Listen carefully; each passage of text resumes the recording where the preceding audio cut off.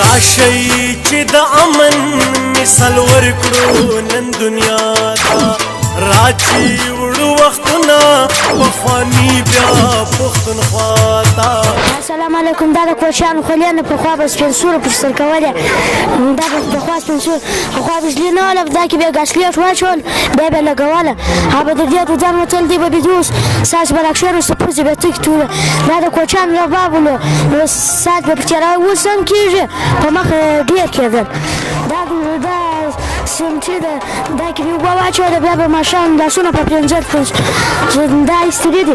بس سکروټ بیا راوځي کې بیا به شوی بیا به کالي په پرنځ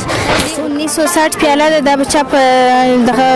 پیرنیم شی به کې اچوي یا مسیو شی به کې اچوي، دا دې چا منګی بولي په دا کې به چا د کورتو غوړي یا شی به د لاس غوړي شی به کې اچي، دا دې د چیدانه ده په دا کې به چا چې پخوري، دا چې دې ګیلاس دې ډیزاین نه په چا به دغه چا. بسم الله الرحمن الرحیم. دلته راغلي درانه مېلمانه خصوصا ثناګل صاحب د پښتون انټرنیشنل ټایمز چې کوم دی راغلي دي او نور درانه مېلمانه د کلي مشران راغلي دي. دا ګردو موږ د پښتو د کلتور ورځ د خوشحالۍ مبارکي ورته وایي، خصوصا دا کوچني کوچني ماشومان چې دا پښتو کلتور ورځ جوړه کړه په لږ ډېر کم وخت کې دوی د موږ سره تعاون وکړي. د دې سره د هر استاد او د هر ښوونکي خپل محنت سته، خپل دغه یې سته په دا لږ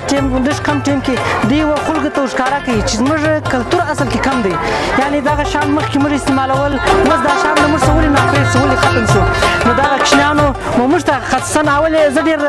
چې دوی دا شیان ولیدل حیران شولم چې څه ناوله د شیان دوی راوړي دي. په هغې کې دا لاډو لډنګه دوی ورته وایي. څوک غواړي لاډو کونډې ته مېړه غواړي، مېړه چورپي داس اسمان کړي اوبه غواړي، لوړ مالوړي خدای دې یوازې ورکړه چې فرغول ورته شوري. د یو بل شی راوړی دی سور شال، دوی د دې شال یقینا دغه به درته کړي وایي دا شال چې کله به زموږ سپین سورو یا ناوکیانو به دا شال استعمالوي او نور کوم شیان چې دي کوم سټالونه چې کوچنیانو لګولي دي د کوچنیانو شکریا موږ ادا کوو. د خصوصا د راغلي مېلمه کندل دی پخوا بجلي دا نه ولې نیستۍ به دا به دوی ولګوي په تېل دا به واچوه هغه کالي ورته بیا به یې لګوه. دا تشکیر دی پخوا روغانۍ دا په راکاږولې دا اور په لاړې دا بیتې دي پخوا به چا بیتې پکولې ساتیری به ول پخوانۍ خلکو توره ده دې ته نینې وایي ما خلاصي دا پخوانۍ دغه دی کنګر دی بعض یې کټو خلک ورته وایي موږ ورته هغې ته پخوانی کندل وایي. رحمان بابا دی چې کوم د پښتو ښه غټ شاعر دی، ګردو قومون منلی دي دغه شاعري په هر ځای کې سته دغه شاعري د ده استاد دغه لیکلی دی شعر وایي نشي د خانانو غریبانو سره کله چرته عزیز خان چرته ملنګ عبدالرحمن دغه زموږ شاعر دی دغه سره بس په دا وجه چې موږ دغه پروګرام دا وجه وکړ موږ دا دنیا ته ښکاره کړو چې پښتون یو په امن قوم دی. دا د کلچر ورځ د منوهلو مقصد هم هغه دی چې هر سړي ته خپل پښتانه ته خپل تاریخ معلوم شي چې د پښتون تاریخ د کومه ځایه څه دی او پښتون دوی څوک له کومه خوا روان دی د پښتون مخ ته به دغه څه نو پر دې باندې زه د رایل انګلیش ګرامر سکول منځکي دوی ته خراج تحسین پېښوم چې دوی په دومره انتهایي کم وخت کې ما خیال د فرون څه ماته معلومه شوله چې دوی پروګرام جوړ کړی دی. انشاءالله تعاون به موږ سره کوو، مخکې به هم د دې سکول سره تعاون کوو.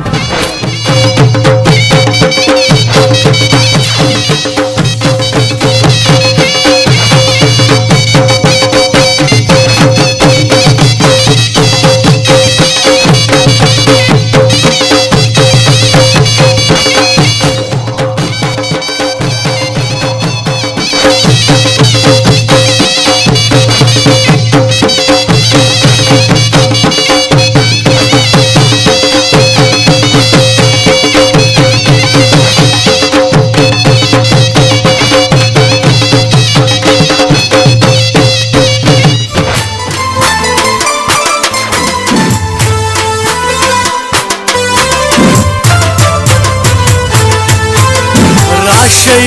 چې د امن مثال ورکړو نن دنیا ته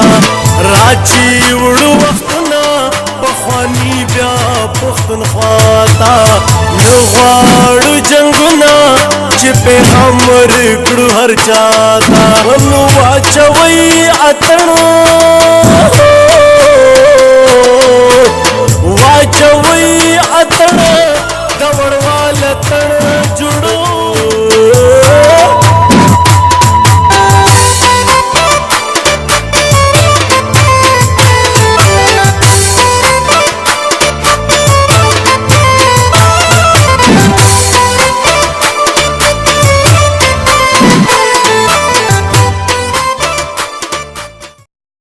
السلام علیکم مینوالو الرمس ویډیو به مو خوښ شوي ما خو به پیژندئ که مې نه پیژنئ نو اټس می یور پروفیسر خان ترین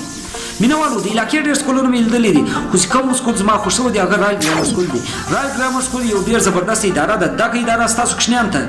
های لیول ایجوکیشن پرووایډ کوي نو تاسو ته پکار دی چې خپل کوچنیان لرې ماستئ بلکې په دغه اداره کې اډمیشن ور واخلئ ولې دغه داسې اداره ده چې دغه اداره ستاسو کوچنیان په هر اکټیویټیز کې اکټیو ساتي لکه هغه د پښتو کلتور ورځې پروګرامونه یي نور سپورټ اکټیویټیز یي که هر شی په هغې کې دی ستاسو کوچنیان اکټیو ساتي د تعلیم سره ضروري کانفیډنس دی چې په انسان کې کانفیډنس نه دی هېڅکله ترقي نشي کولی نو دغه اداره کې ما یو شی لیدلی دی چې دغه اداره د تعلیم سره ستاسو کوچنیان کې کانفیډنس هم پیدا کوي نو زه تاسو ته رایه درکوم چې خپل کوچنیان په دغه اداره کې داخل کړي ونیسي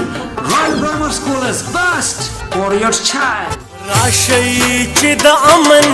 مثال ورکړو نن دنیا ته راځي وړو وختونه پخواني بیا پښتونخوا ته